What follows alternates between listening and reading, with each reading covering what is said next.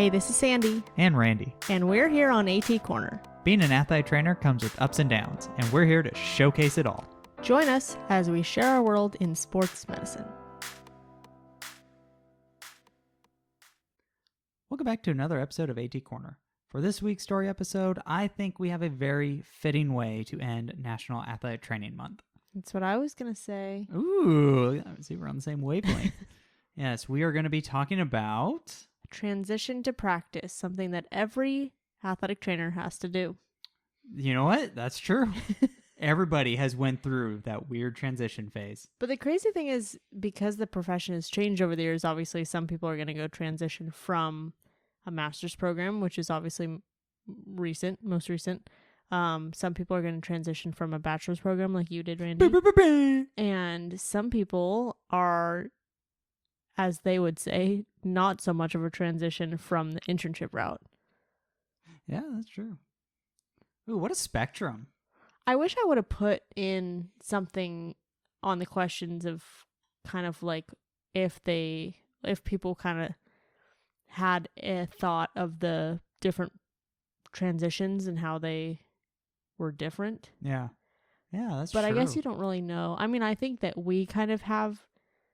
you and I kind of have a little backstage pass because you did the bachelor's transition, I did the master's transition. Yeah. So I feel like we have a little bit.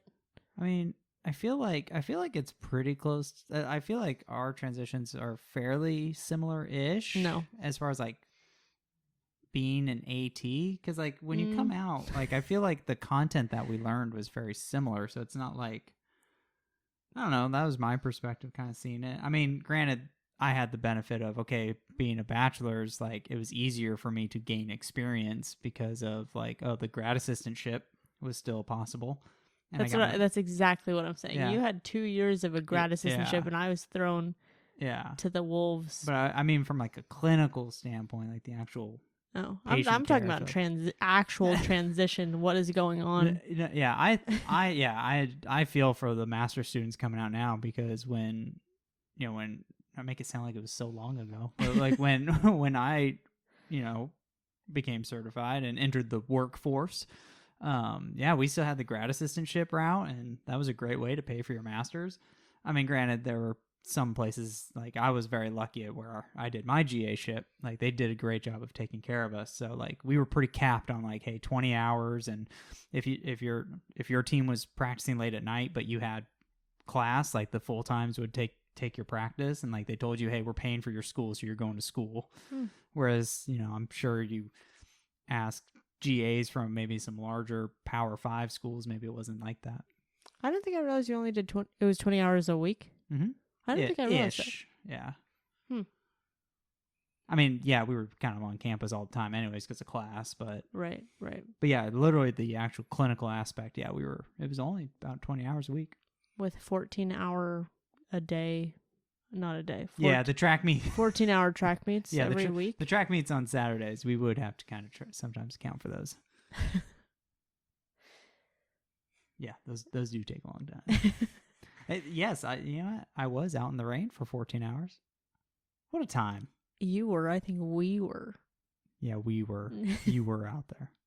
So anyway, I did ask on our Instagram, how was your transition from being a student to being a certified athletic trainer? Oh, by the way, I think, I feel like this was a request. I think it was from one of my students, probably last fall, but I wanted to wait until kind of now to do it because I figured, I know a lot of people are taking their BOCs right now.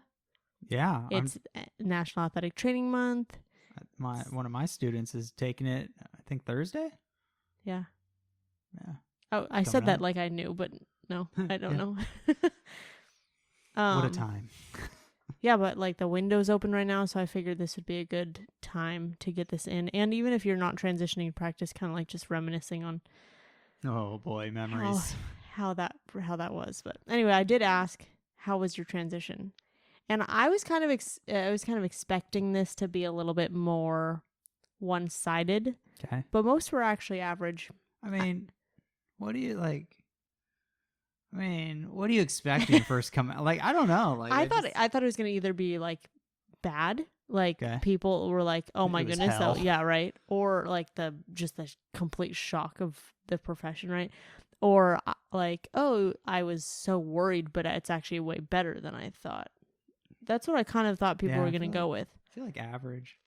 Like Yeah, for the most part, I feel like you got a pretty good handle. It's like kind of like the stuff that you probably didn't really get to see as a student that really kind of comes in. You're like, oh, right. oh. So I did. Let's actually look and see what we're gonna go over. So let's do it. Because you don't know anything about what's in this episode, huh? I'm always just flying off the seat of my pants on these ones. I did ask about if you think your first job helped with your transition to practice. Yes.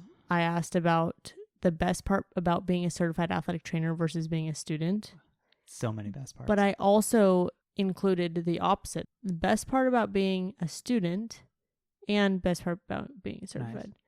You know, that is true. Right? Like, when you think about the student aspect of it, like there's definitely some pros to that.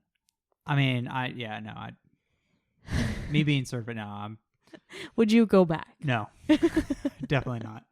I love where I'm at, and I love being a certified athletic trainer and all the positives and even the cons that do come with being the certified. Right. And then we talk a little bit about how your program has prepared you. Oh, and mentors. Oh, that's always good. Any chance to talk about mentors, we will talk about mentors. Big mentoring here. Yes. Okay, so a mentorer shower. Get it like meteor shower, but mentorer shower. You're really reaching with these. I really wanted to go with that. I thought it sounded cool.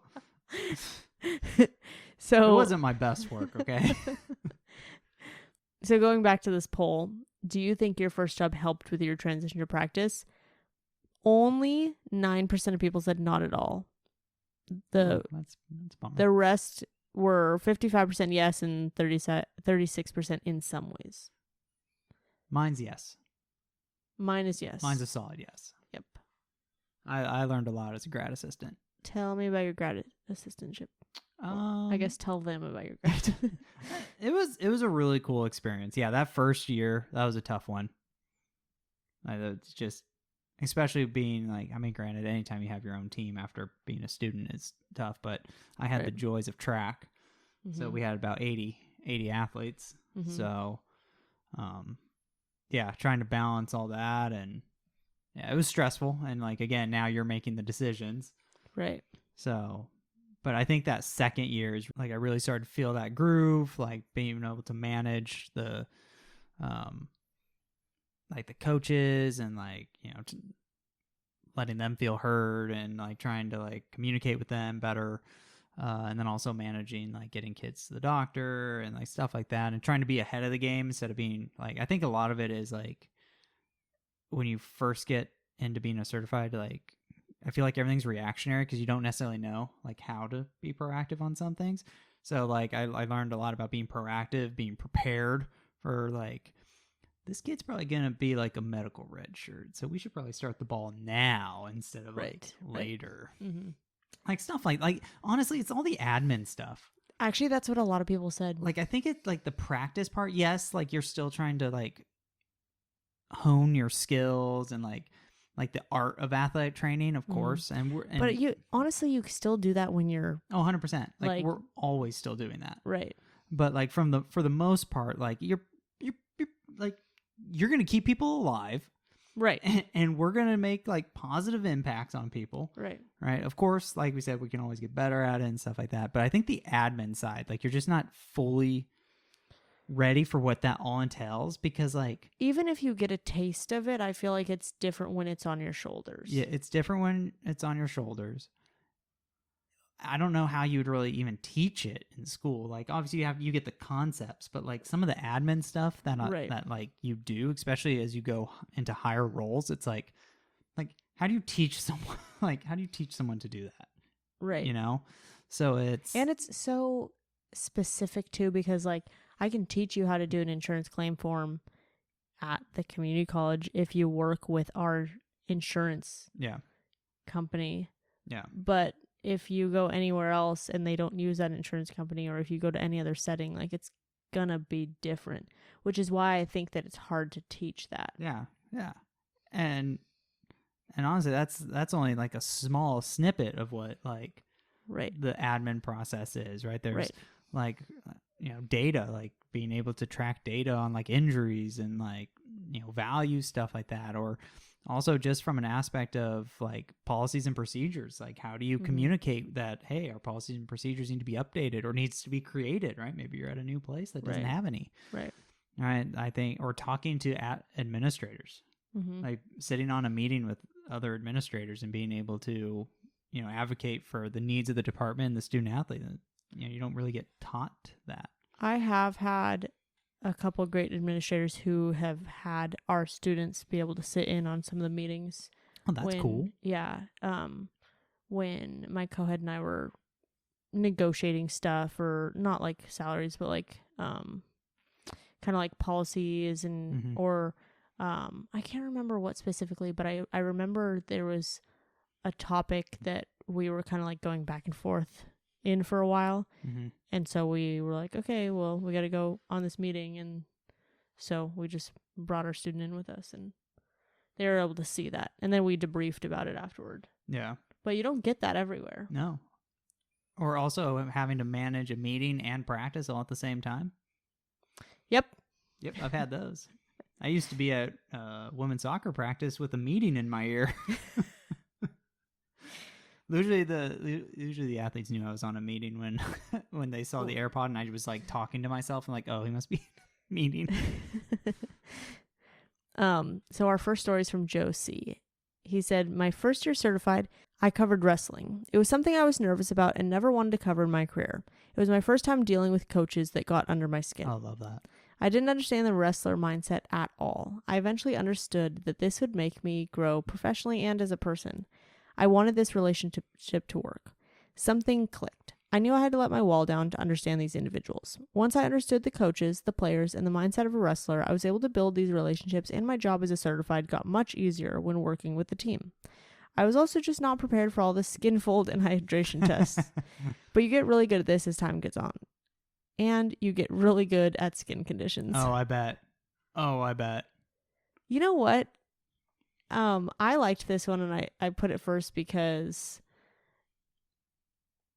there's so much to learn from something that you don't want to deal with. True. And a lot of times, like, if you feel like you're not really thinking about, like, oh, I don't really want to go that avenue. Even if it's something you don't foresee yourself doing long term, you could learn so much from it. And you don't know until you're there. Yeah, for sure. Like, I was pretty set that I didn't want to work at a high school. And only solely because I didn't want to be alone. Like, that was the sole reason that I did not want to be at a high school. And my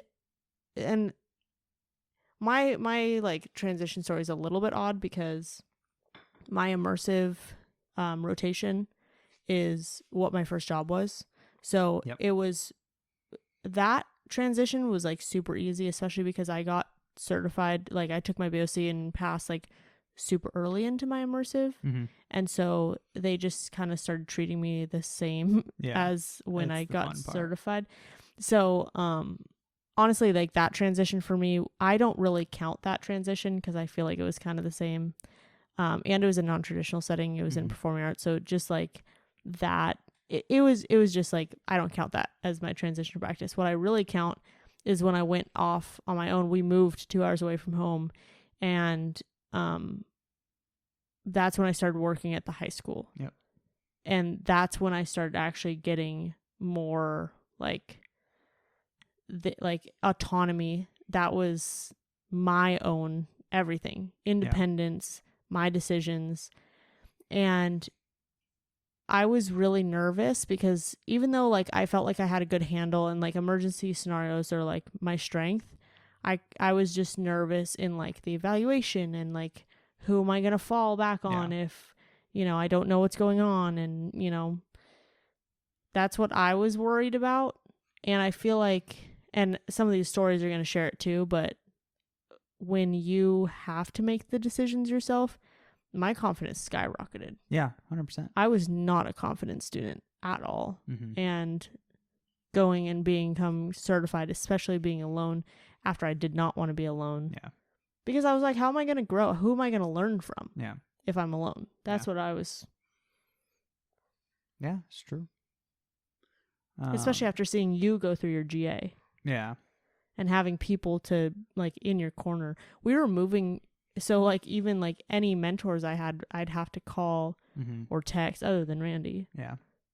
Yeah, I kind of like what you said, like that after you got certified, like your first job was when you got certified, like you were still a student, and then you got certified, and then you were still working there. I was kind of like, because, like, I did my undergrad and grad school, same place. So, yeah, that first year, like, a part of it is, like, it's hard for that staff too to not, like, you were literally just a student with them, right? To not treat you like a student. So there were definitely some multiple times that I felt that way, right? That we've had that I would have to have conversations and like, hey, this is kind of messed up. Like, right? I'm not a student, right? But they're like, just a couple months doesn't make any difference. Yes, yes. But, you know, like when you first get certified, right, you want that independence because that's true. It does help you grow. You know, like being out there and just experiencing it and unfortunately messing up on things. Like, obviously not bad, just like things would have went better if you would have done it this way. Right. And that's how you learn it. And that's how you never forget it. Exactly. But also I feel like there are certain things that you... like the more and more you see things like Joe was saying, like the more and more like you see skin conditions, like now he's getting good at skin conditions. 100%. You really can't, you can read so much about that, and until you're actually living it and experiencing it, you really, it's different. Actually, I was just about to say it. When you become certified is when you really start getting the weird things. Yeah. Nothing's really straightforward anymore. Conditions don't present quite like the book. No. That's when you get the real things. Right. This next one's from Amanda M. She said, the few months I worked per diem after getting certified were hard. Being an assistant AT at a high school under a head AT with almost 40 years of experience gave me the confidence and tools I needed to be a secondary school AT on my own. That year and a half was key. If I went directly from being a student to an AT at a school by myself, I think my career would have collapsed. But I like, this is exactly why I put this one in, is because there was actually a lot of like debate back and forth in our DMs and in the question boxes. Some people were like, I think it's essential that you need to be on your own. And some people were like, I think it's essential you need to be under someone. And honestly, it is all about figuring out what you need. I would say it's so individual. Because I thought that I needed to be with someone. I thought for sure, like, there's no way. Being a high school AT is insanely hard. Oh, like, 100%. That's a tough job. It's not for the faint of heart. And I could not imagine trying to tackle that. And, like, granted, I worked at a private high school and I had, like, 3 sports, I think, that I was working with. So, like, I'm not even talking about, like... one was 8-man football. Yeah, it was a tiny school. So, like, my high school experience is different than the generic, like, high school experience in general. 22 sports. Exactly. But this is, like, these are the kinds of things that I love to hear, is how people have found their pathway and how they've made it their own. Yeah. Yeah, for sure. This one by Mason is actually talking about just that. Mason B says, being on my own was tough. I had to figure out who I was as an AT, and the diagnoses had to be mine, but it also built my confidence in a way that wouldn't have happened in a setting with coworkers. I don't think I would have found my confidence or voice being able to lean on others in a collegiate or clinical setting those first couple years. There are a lot of things I like about the high school setting, independence being a big part of it, and plenty of other reasons to recommend it, but everyone's path is different. The collegiate setting is great for growth in your knowledge base and how you practice as you watch coworkers with more experience. Clinical settings have better work-life ratio, and you can use portions of your skill set you may not use elsewhere. I believe it comes down to the individual goals and values of the clinician. I ultimately left the secondary school setting for the collegiate setting as my stagnation and growth was beginning to outweigh my development of confidence. I needed growth and a challenge, and I found it. Isn't that That's awesome. beautiful? Yeah, that's awesome. Like, first of all, beautifully written. But second, I think that even, like, Mason points out the differences between each, like, the pros and cons of each path. But not only that, but along your pathway, your own needs can change. Yeah, 100%. So, yes, like, being alone is great for confidence, but are you going to be able to gain the knowledge of watching other clinicians? Yeah. Or having someone to bounce ideas back and forth on? Yeah. I think, like, I tell the athletic training students all the time, because like when you know they come to our site, right, a lot of them are pretty similar to the same thing of like, oh, I want to do like D1 or I want to do pro. And you know, that's great, all right, those are great goals to have if that's the setting you want and you like that.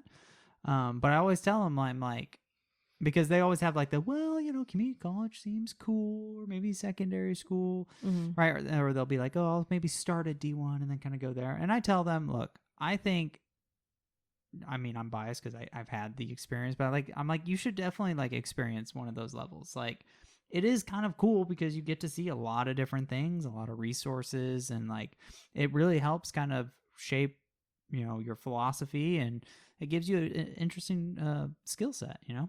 Yeah. I think it's also crazy.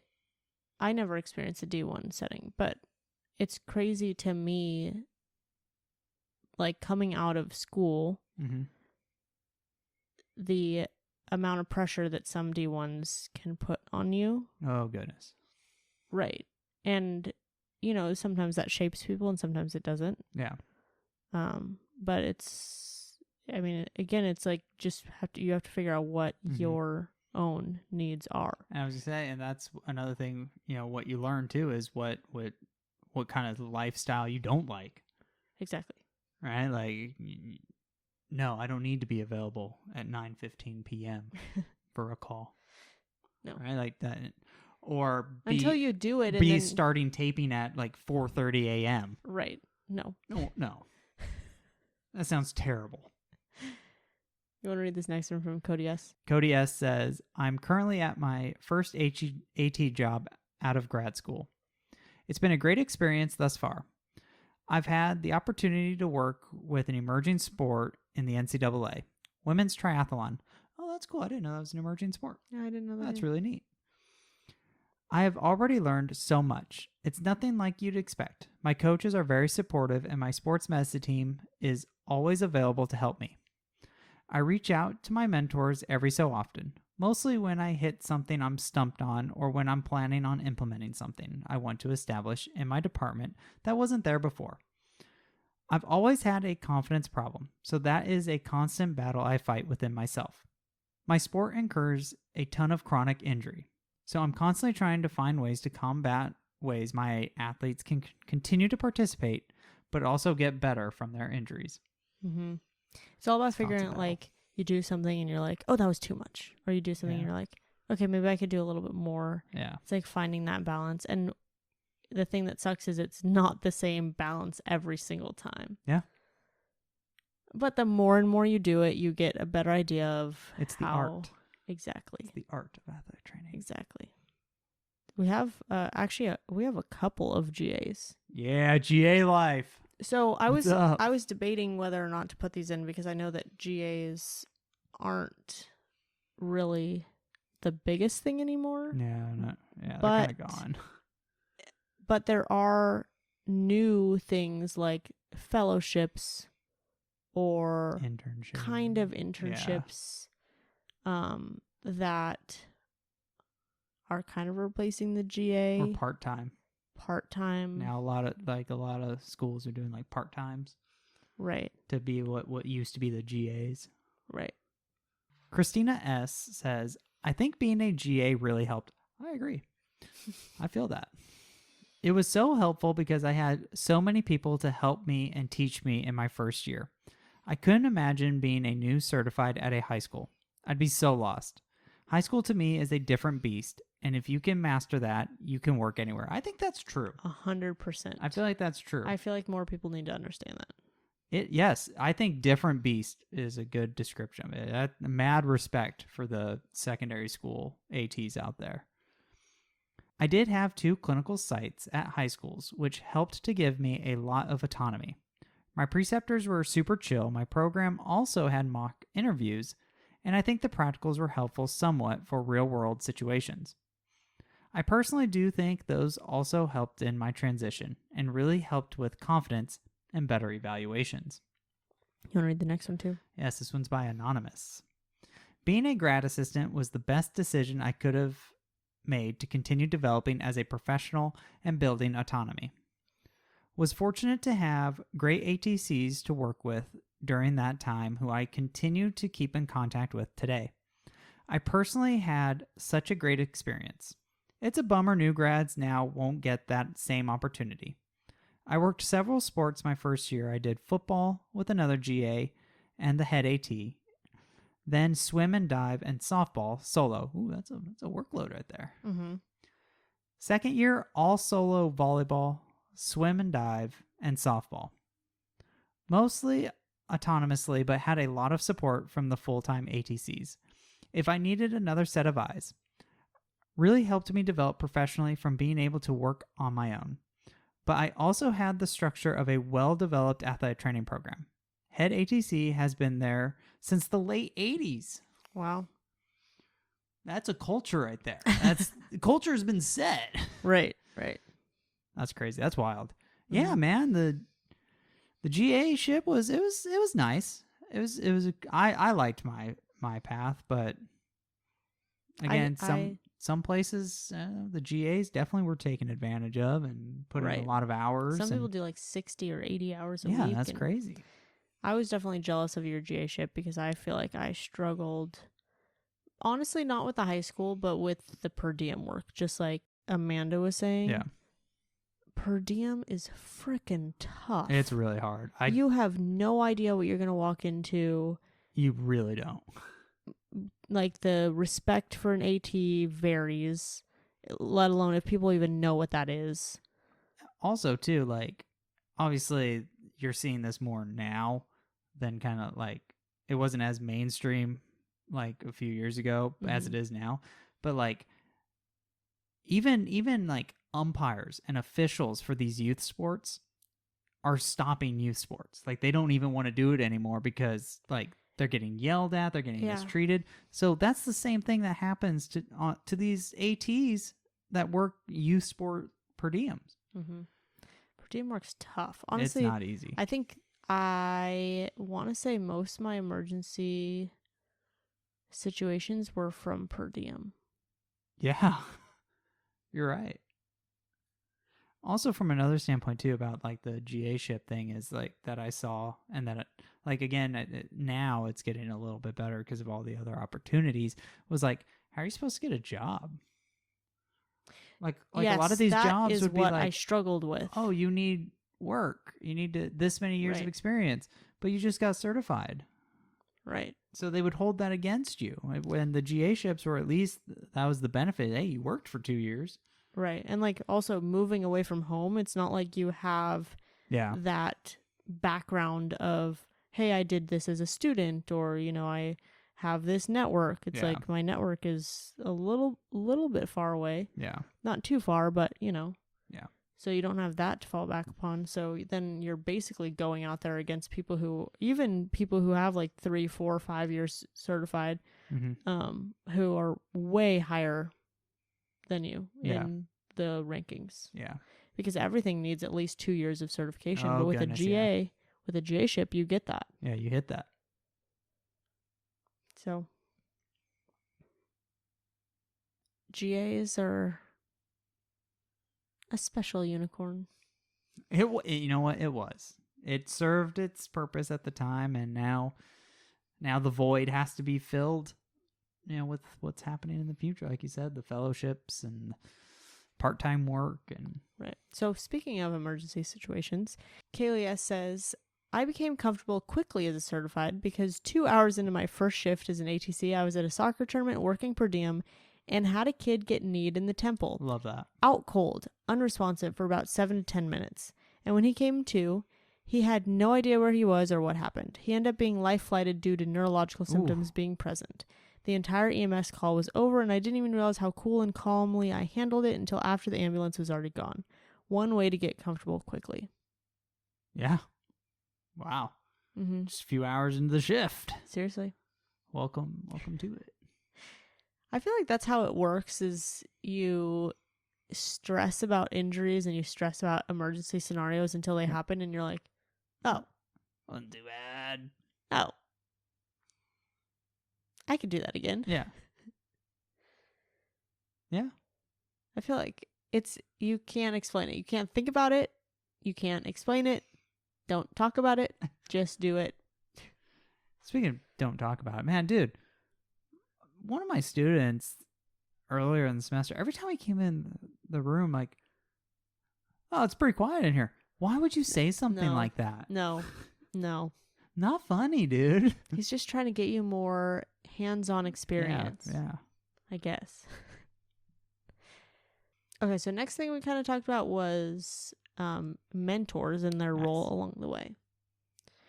About 58% said, yes, I did have mentors, like past tense. 30% say, yes, I do have mentors, present tense. And then 12% didn't have present or past mentors, which I think is kind of crazy. I don't really know how you 12% survive. Yeah. For real. Like, I'm not really sure what, like, you just in your own bubble, or 12% I think was a little bit higher than I was expecting. And I know we did a mentorship episode. I didn't go back to see how different this poll was versus I know we did a poll before. So that'd be fun to look at the kind of the change. Data's fun. You do like your data. I do like data. But honestly, I think mentors are the backbone of your transition to practice. Yeah, for sure. Not just meaning like you need to lean on them for everything, but I think you do need to check in with them for what you are stumped on. Or like that's how you get growth, especially if you're alone. Yeah. I feel like having someone who you can even just talk things out with. Yeah. And also too, like, I think it's nice because, that's someone you can ask questions to that, like, when you're a student, you don't know what you don't know. Yes. So you don't necessarily know how to ask your preceptors about things you don't know.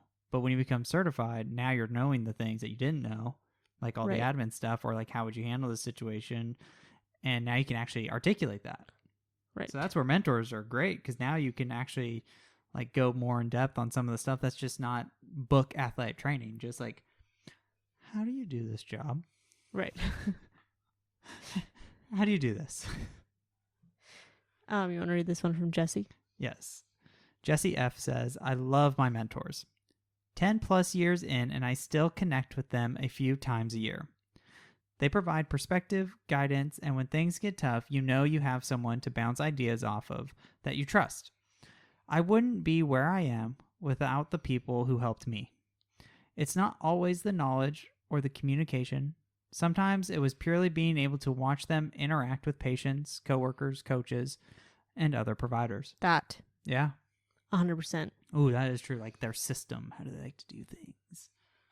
So there's more to the story, but real quick, this is something that I find that I tell over and over and over again to not just students, but just people, is once you find someone who's good at their craft, watch them. Yeah.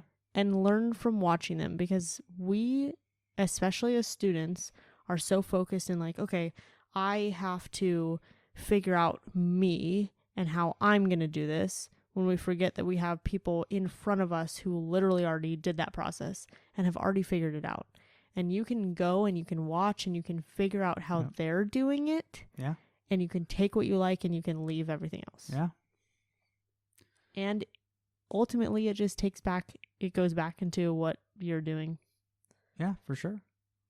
And right along those lines, Jesse continues with, there's a lot to be gained just by watching great leaders just do their thing.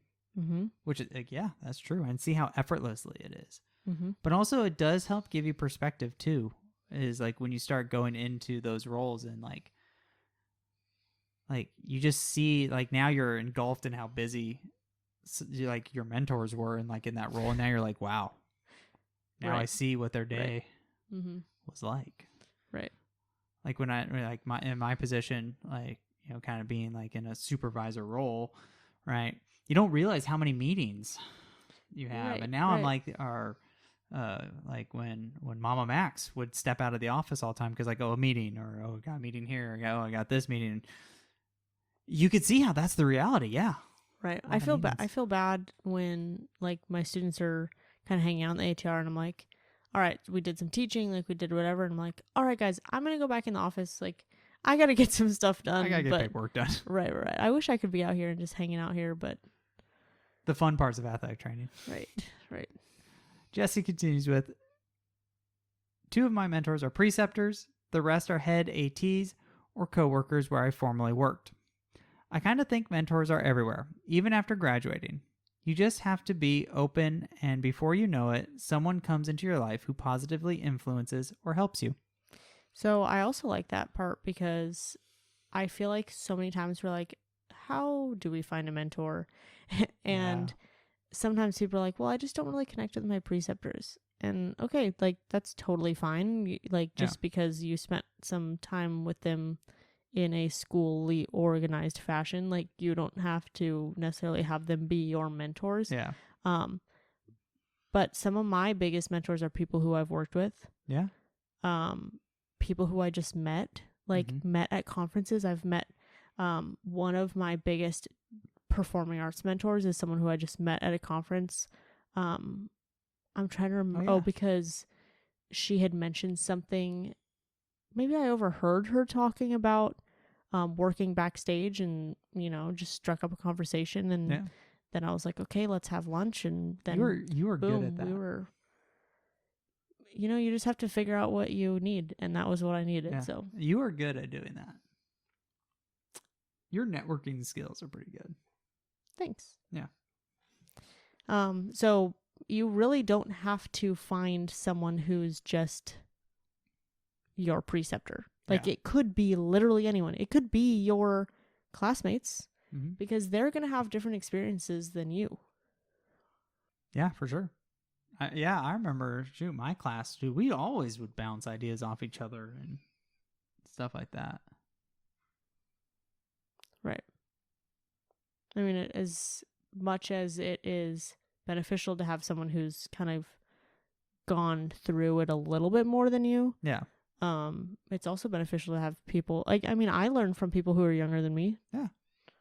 I learned from people who are less experienced than I am. Well, hey, that's why they give CEUs for being a preceptor. Right. Right. You know, they're learning the most up-to-date stuff than when we were in school. So, right. And plus, you know, the cool thing too with students, you know, is they've been before they get to you, like, they've had other preceptors. Mm-hmm. So that means they've learned a different philosophy on how to do things. So there's times I'll see students doing stuff and I'm just like, oh, that's kind of interesting. That's kind of cool. Mm-hmm. And a lot of times I try to tell them, like when they're doing something, I'm like, first I try to understand, okay, what were you trying to do? Like, what was your goal and stuff like that? And like, if like what they were doing, if that matches the goal, I'm like, oh, okay. Like, I mean, that's not maybe a way I would have done it. So I'm not saying that's wrong. That's just not something I would have done. I never considered it that way. Right. So sometimes it is kind of a cool, thought-provoking thing. Mm-hmm.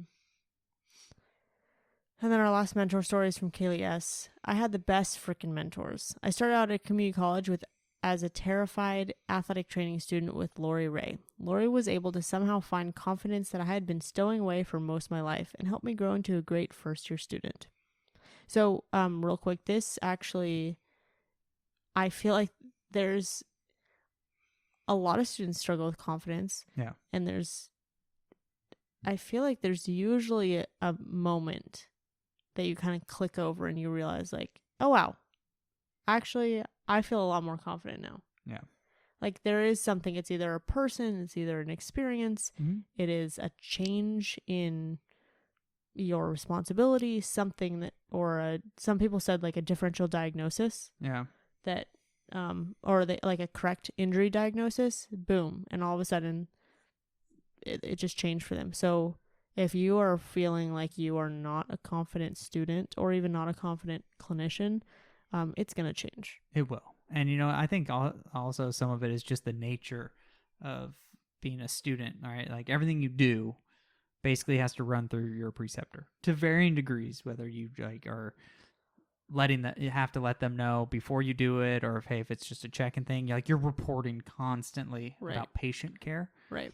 So I feel like it leads to this like thought process. Oh, you have to seek approval, and you have to, there's a right answer and a wrong answer, and like, and how school sets up, right? Like your scenarios, right? You're finding a diagnosis. Well, in real life, like that doesn't happen. Right. So I think that also, I feel like kind of handicaps some, or I feel like that kind of limits some students, is the fact that it's like, you feel like you have to keep seeking approval. And then when you're certified, now you're like,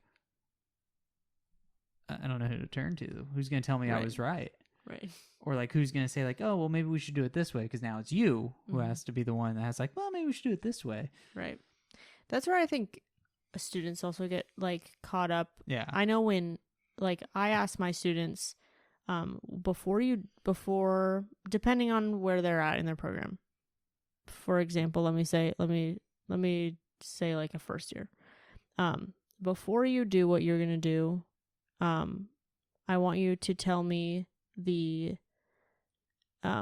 mechanism, the injury that you're thinking is happening, and then give me the details of why.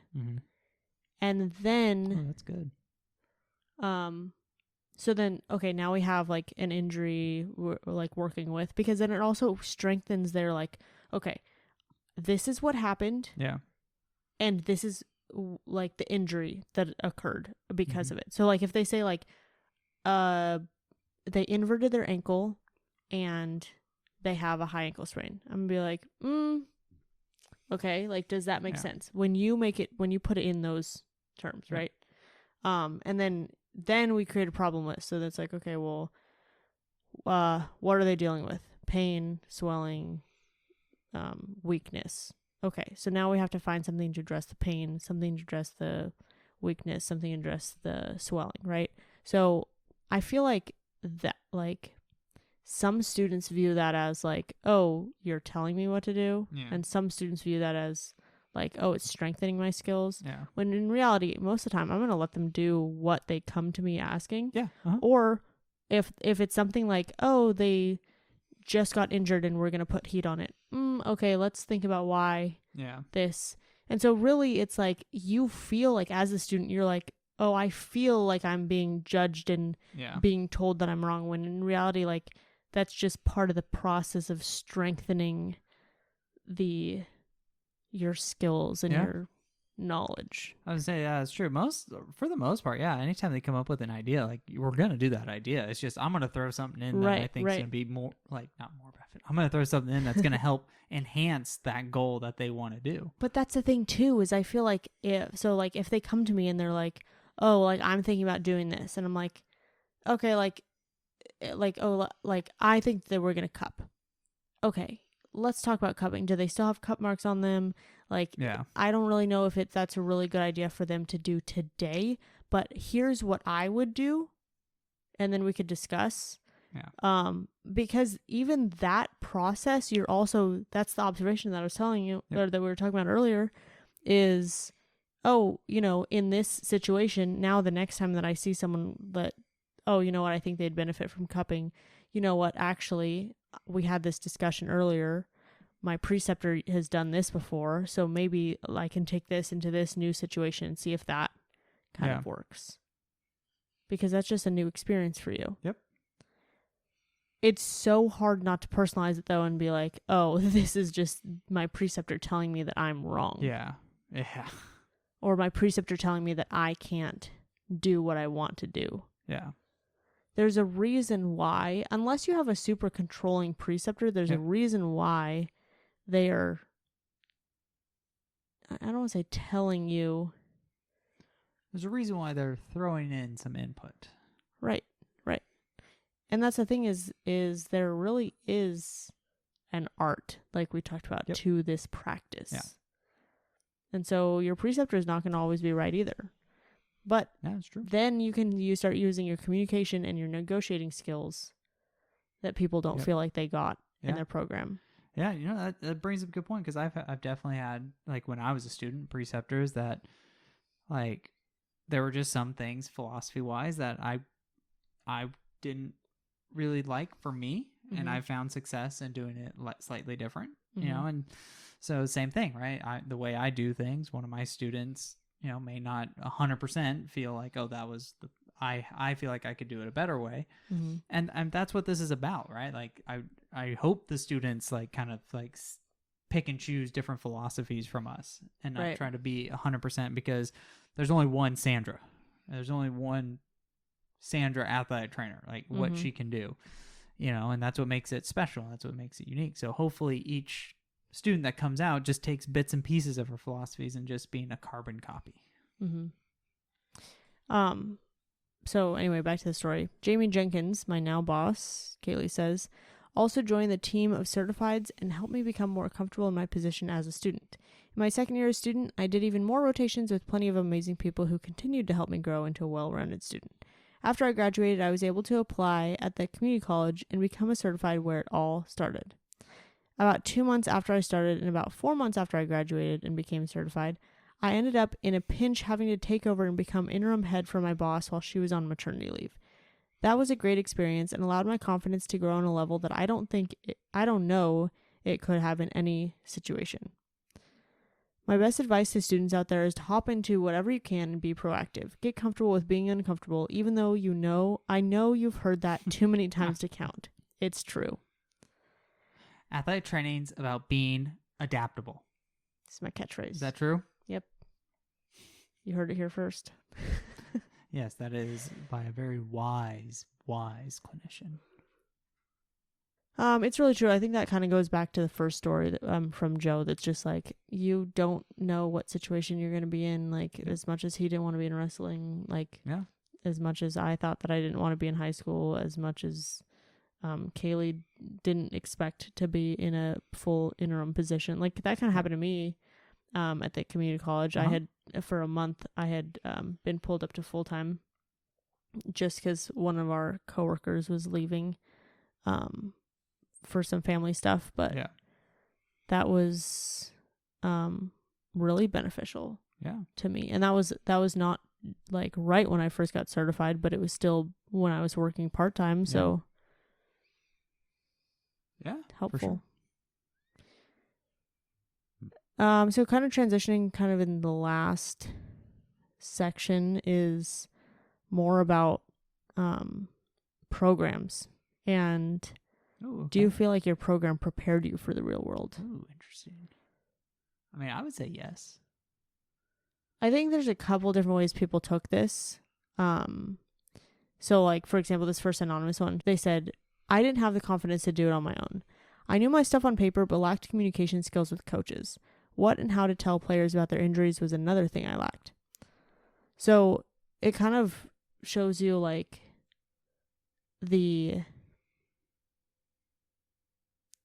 some of the things that we talk about in more your rotations. Yeah.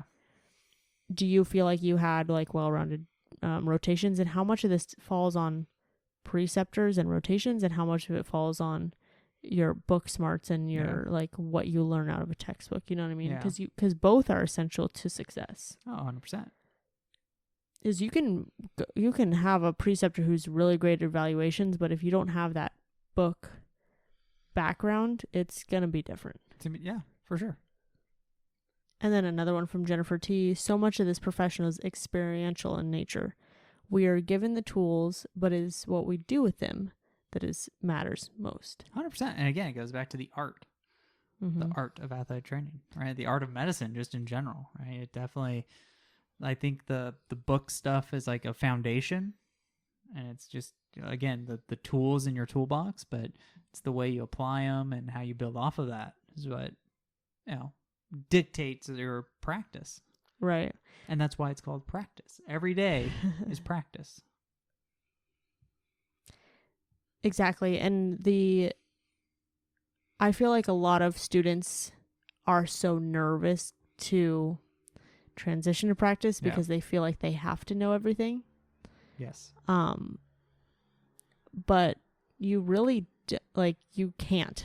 Even go ask someone who's been certified for 30 years and they'll tell you they don't know everything. Yeah. They've seen a lot. Seen a lot.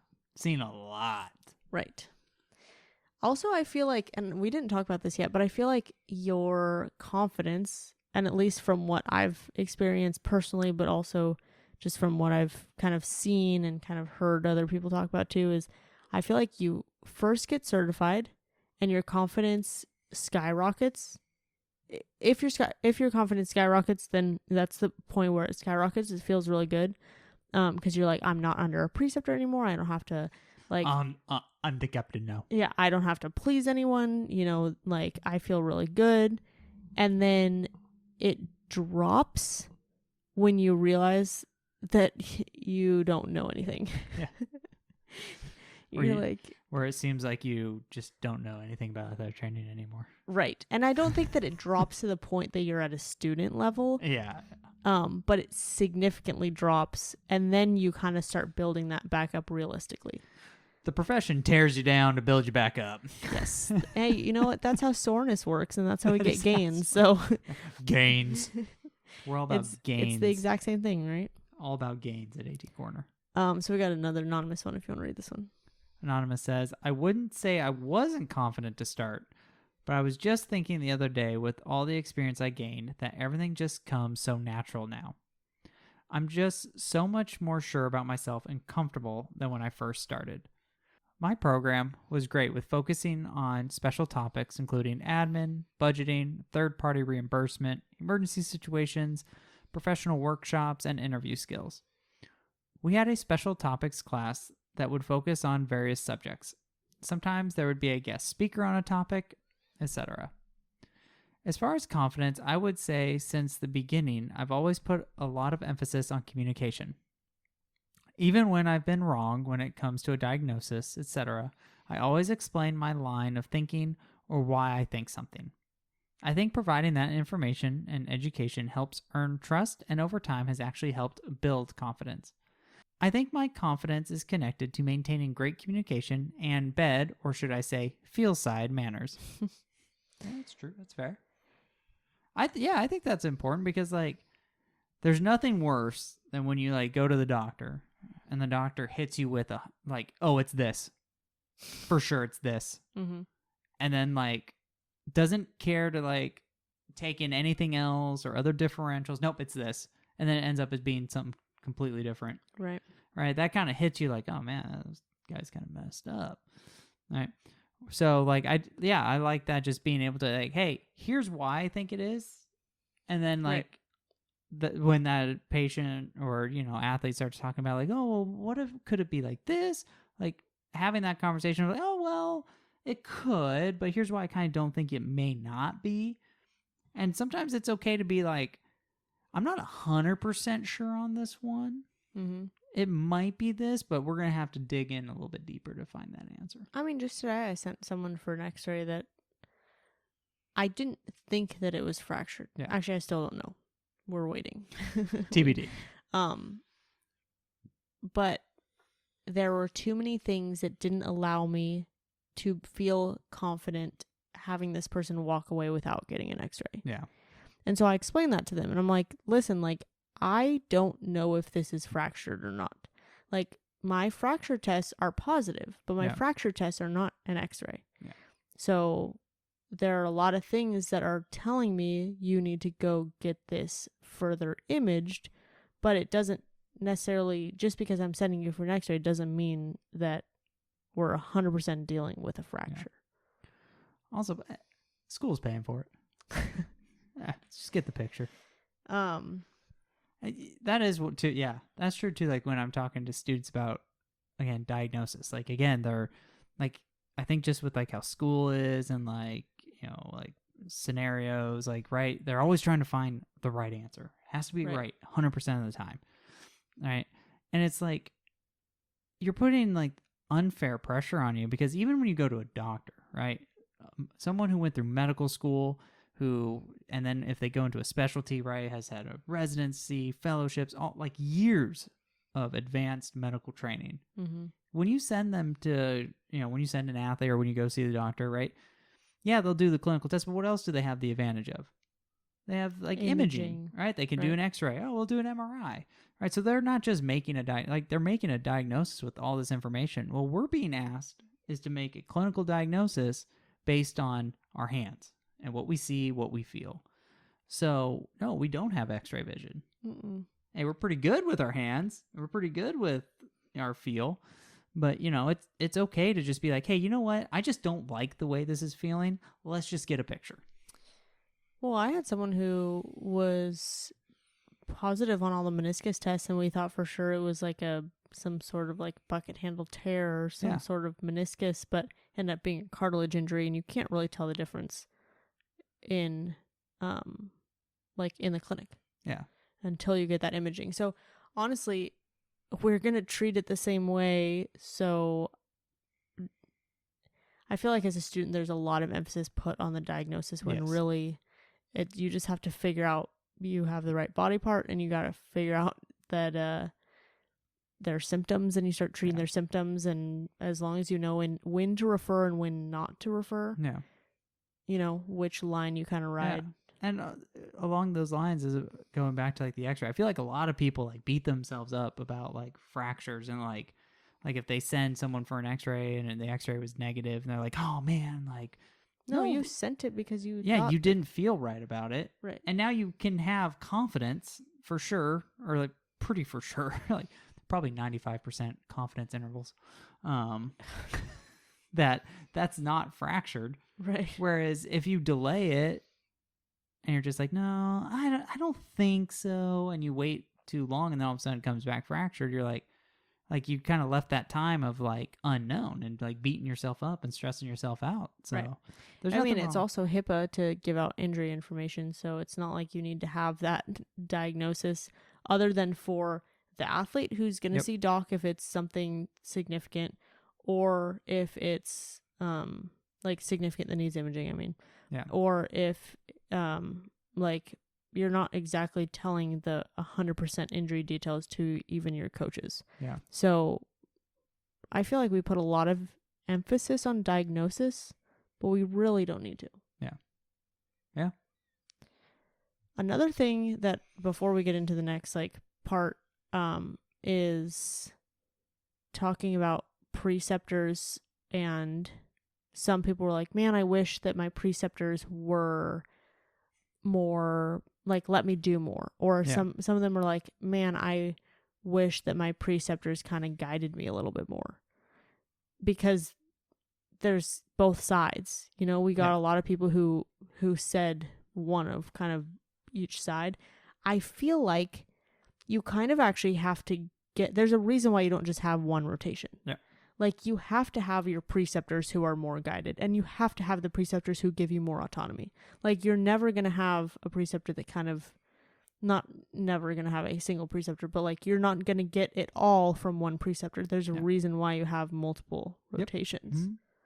And also be nice to your preceptors. Sometimes they forget. And sometimes forget they just, what? Like they want to let you do more. Oh, right. But then they just get into their daily groove of the day, and the next thing you know, they did everything, and they're just like, oh, whoops. Right. So sometimes be nice to your preceptors. You'll know when you're certified and you have students. Yes. I think there's also a reason why people do things like, for example, if, let's say, my immersive student, has someone who is perfectly fit for crutches and wrapped, and they gave them the patient education and they sent them on their way, except that I wish that they didn't send them on their way because I just need to coaches that's a really important player, and maybe they have a history of something that this student didn't know, and this is something that I know based on the fact that I've been here before, and I've worked with this coach, I've worked with this athlete, and like there's just some information that you might not get that's not necessarily clinical. Yep. And it's not necessarily a textbook, or like, man, we didn't do the insurance form, or we didn't get their whatever it is. Like there's just a little bit more to the situation sometimes that I think that students don't see. See, that's the admin side. Exactly. Like you brought up a good point, and I didn't think about it, but like the medical history, right? Like at the beginning of the year, when we get the medical history, right, I comb through it to find things that I just don't like, or that I need to make note of, or like, okay. And sometimes the students are part of that. Yeah, for sure. But it's like if it's someone who the medical history was done in the fall, but now you're a spring student, then exactly you're not getting that. So yeah, and I'll find something. Oh, we need to work on this. But like, yeah, like especially those middle of the year rotation people, they come in and they don't know. Mm-hmm. Right? It's not fair to expect them to know. Right. But you wouldn't do that at a job.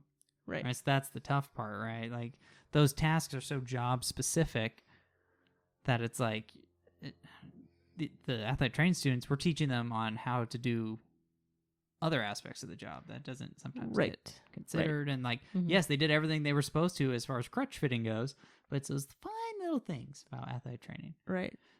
Like, yeah, like you're right. Like the difference, like, hey, if this is a big, like a fairly big contributor onto the team, right? Right. It's not just fitting the kid for crutches and it was done perfectly. It's also like, well, now I know coach is going to see this kid in crutches and immediately have an aneurysm, or call me, or like, or show up. Like when I'm doing the injury report and I'm asking the students, okay, who saw this person? What are we putting on the injury report for them? And who saw this person? And we're writing all this down, right? And then it's, okay, what's their status for today? Because that's part of what you have to decide. Yep. Like, okay, they're going to do non-contact, or they're going to be out for practice. Okay, so we have to have this discussion like, okay, well, do they actually have to be out for practice, or can we modify? Yeah. Can they get on the bike instead of doing, but then it's like, okay, well, I didn't actually, if I'm giving you a really loose lead and I didn't actually see this person, when coach calls me and I have to say, hold on, I, as a certified, did not look at this person. Let me go consult my student. Yeah. That's also not a good look for the certified as well. Yeah. So you have to also take into consideration, even if your preceptor is going to let you talk to the coaches and do all that as well, like there's a little bit more background that you don't see. Yeah, that's true. Like I said, man, I remember, like, if it was someone really important, the minute they came off the track in pain, in about 10 minutes, coach is going to come walking in, concerned, with you give it 10 minutes? With 500, with 500 questions. And then, obviously, I haven't even looked at the kid yet, so can't give you any answers right now. Give me a minute. Right. Then I would text coach, let him know, hey, this is the situation. And then I would email an injury report that includes that information. And then the next day, probably in the office, to talk to the coach, because I'm sure some new questions came up overnight. Right. Yes, the athletic training students do not see that sometimes. No. Or after the text message and injury report, the phone call you get. Right. Yeah. Right. Yeah. Fun times. Fun times. So going back to anything you would have added to your program, Megan L with a hot take: weight training as a class. I had to teach myself everything I know. Knowing the ins and outs of the weight room is vital in both the college and the high school setting. Your athletes respect you a lot more if you work out in the weight room on top of what you know that you're talking about in the weight room. I was working with a high schooler and I was telling her some adjustments to make in the weight room. I asked her, does that make sense? Will you do those things? And she said, yes, because I know you lift too with the calluses on your hands. That's funny. This is so much bigger than just weight training. Like, obviously when someone comes in and they're like, oh, I was doing a clean and I hurt, my collarbone. You're like, what? Like, if you don't know what a clean is, then you're cleaning, right? Then it's not going to make sense. So it's the same thing with sport. It's the same thing with physical activity. It's the same thing with whatever population you're working. Knowing the ins and outs of that, and I think this goes back to so much of what, like, I didn't grow up in sports, like traditional sports. I did a lot of like individual sports like swim and tennis and kind of like stuff like that, but honestly my main thing was like gymnastics, dance, stuff like that. So I feel like, not like, now I work with football. I've never played football, and so there's a lot of things that I feel like I have to learn without being able to be part of that experience. And so I know it's going to sound like really nerdy and crazy, but like, my field vision got 100% better after Randy and I played Madden, because because I was able to understand, like, even though like it's a video game and like it's not real life, I'm not like running, but like I could see the holes that the running back has to go through, or I could see like how defense has to set up, and it just makes a little bit more sense than you just coming in blind and not really understanding. I mean, Johns Hopkins method, like, you don't do anything unless you've done it to yourself, right? Yeah, it's true. Is that really what that's called? Johns I think it's the Johns Hopkins method. That makes sense. I think that's fair, right? Like, everything that I've had, treatments I do for my athletes, I've at least experienced it. Right. A lot of it's so I can tell them. Exactly. Hey, here's what it kind of feels like. Like, this is what you can kind of expect. I was just telling my coworker the other day, and I'm hoping, obviously, not to jinx myself, but I'm saying I don't think it would be, for me personally, not for an athlete, but for me personally, it would be beneficial to my career if I tear my ACL, because then let's not do this. Hear me out, because then I could understand what the surgery feels like afterward, what it feels like throughout the rehab process. That's what I'd be intrigued about. Just because, like, I had stitches on my knee, like, at the beginning of this year, and it was freaking crappy. Like, it sucked a lot. Well, it was also in, like, a really crappy spot. Like, I couldn't bend my knee. Yeah.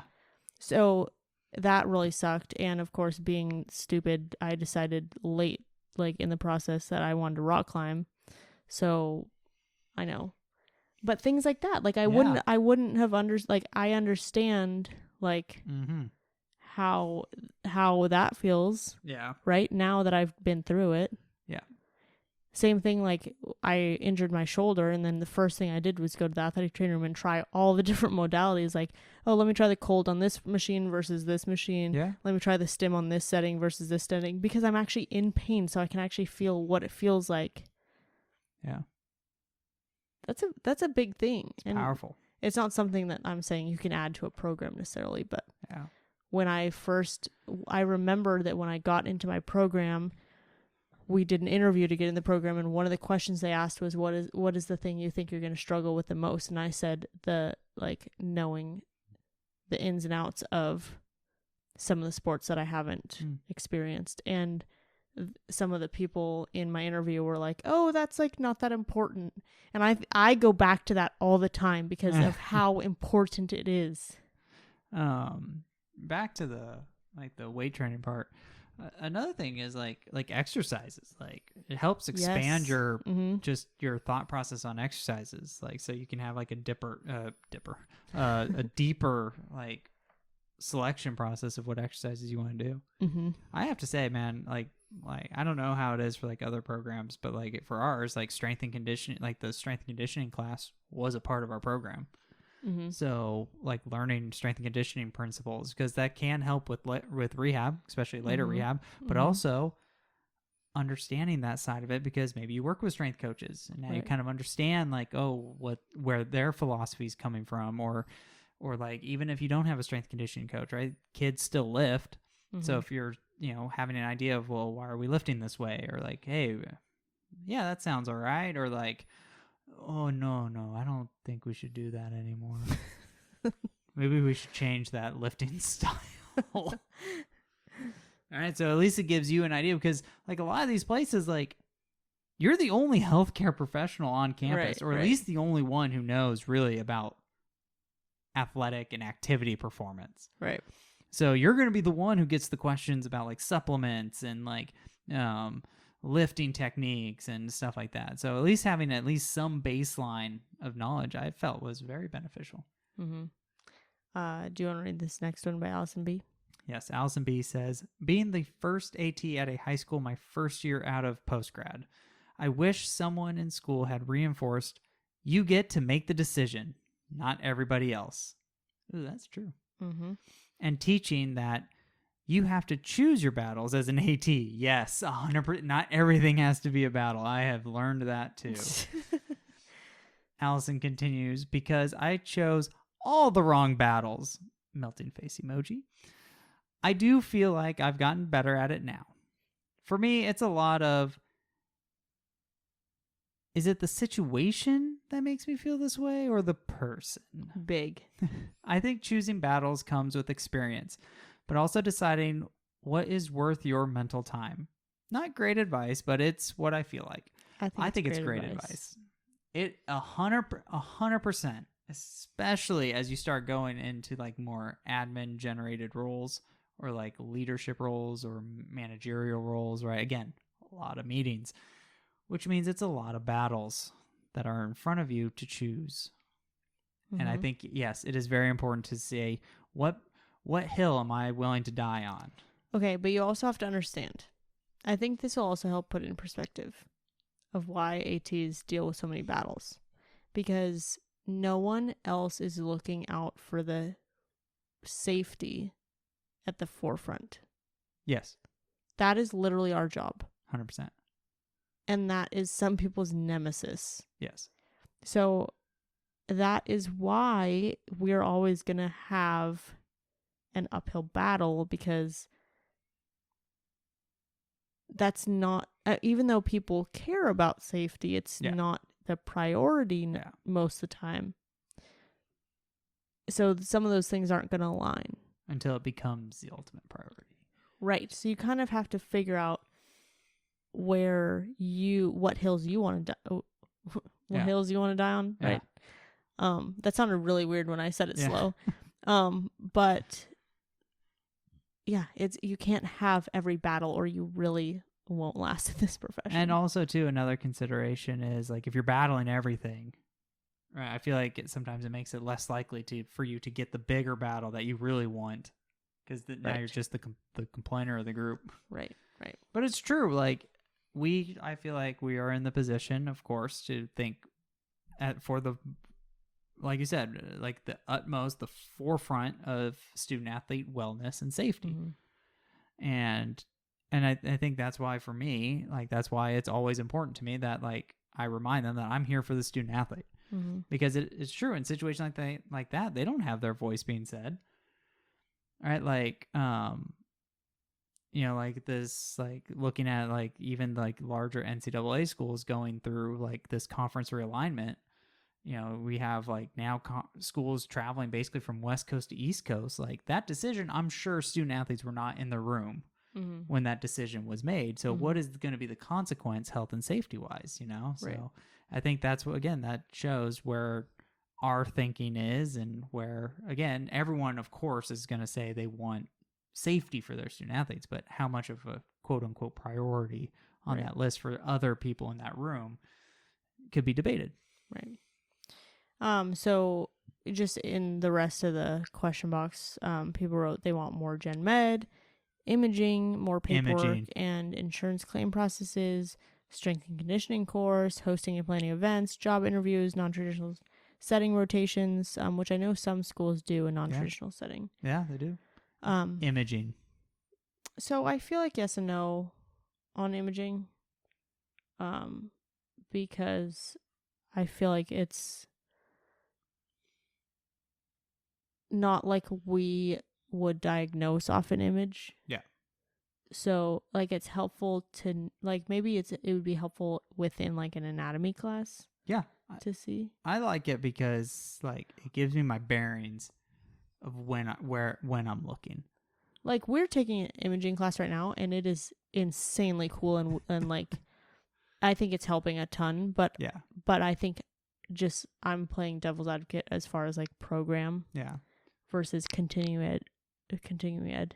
Like I like it as because like again, I don't think you need it to become a big like entry level clinician. Yeah, I see what you're saying. But I think it is nice because when you're going like when you're at that job, right?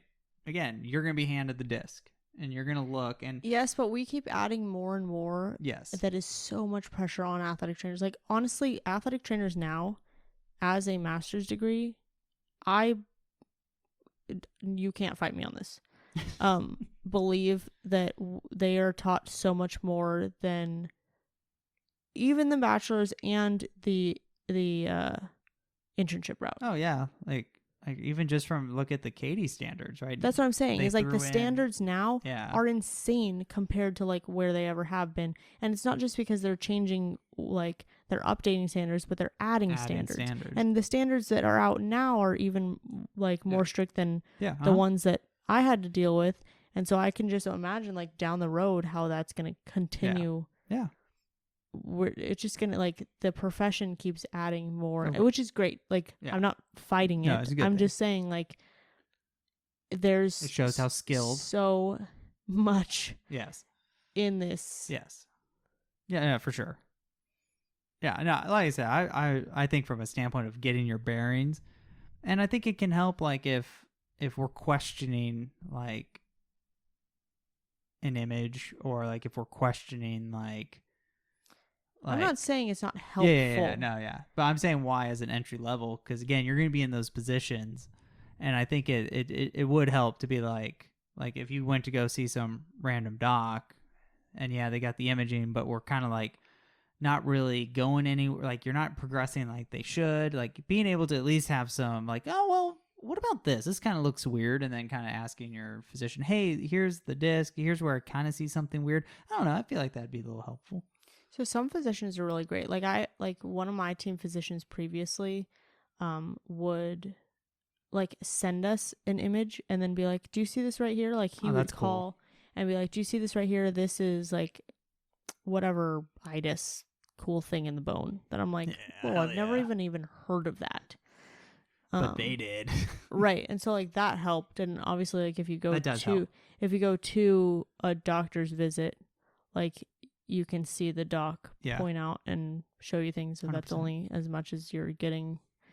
But like there's ways around that. I wish there was more continuing ed on imaging. I feel like that is one area that there's not a lot of. No. Like it's really hard to find something like that. Right. And I get some of it like going through our class, like plugging Ohio U. That's where we're taking it. Like it is an intense class.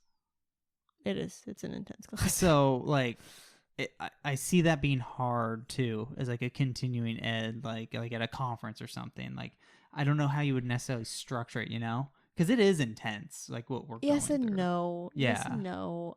Like, I feel like even just parts, like, oh, let's go over the shoulder for 45 minutes. Yeah. I see that. Or even if it's just, like, one type, like, shoulder MRIs. Yeah.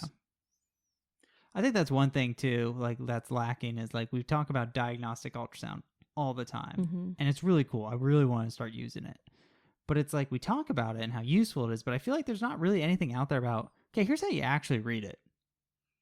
There's for PTs. I know, but I'm saying like for us. Oh yeah. Right, like I feel like we don't have a basics of imaging, so why would we? Yeah, see that's why I'm like there's always stuff on it and why it's beneficial and like oh here look at the image, but I feel like there's nothing solid of like. Here's how you actually read it. Right. The fuzzy thing that's on the screen. Right.